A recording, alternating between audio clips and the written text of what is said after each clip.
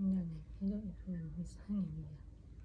Anda harus sanggup diberikan dengan hal okey, yang dalam beg ini adalah baju jelak, baju hitam jelak, baju merah, kuning, putih, bantal penghijam dengan sunset purple. Okey, tudung selai pintis terpakai.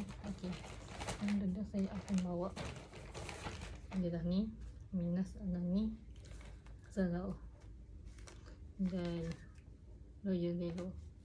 So saya akan letak dia dalam beg ini.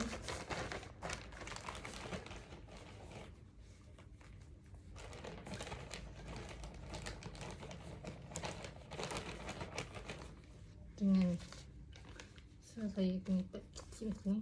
So okey, saya nak standby satu tudung je, tak itu bila je saya lagi selamat. Okey, so tak ni saya kan nanti plan tak, tapi kalau masak solat pasti ni lah. So masuk dalam ni, jadi kita tutup.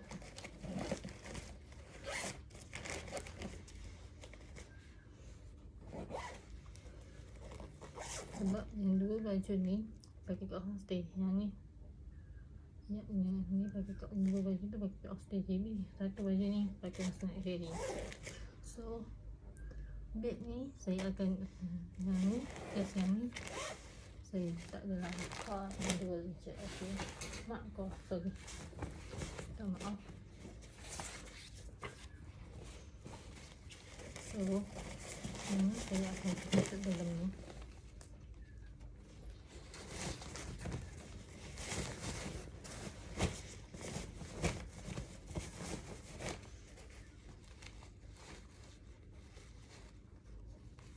Okay.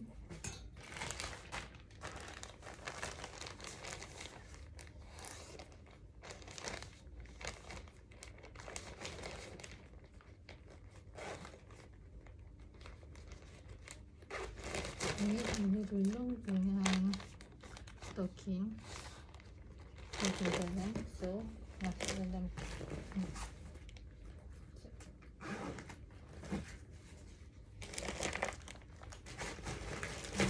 dalam juga.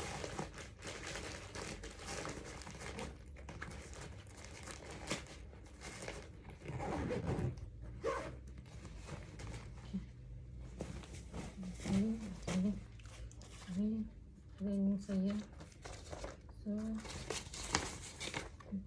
itu saja. Thank you for subscribing channel Raja ni. Jangan lupa komen yang mana-mana. Saya yang lain boleh komen nak saya buat konten apa sahaja. Assalamualaikum.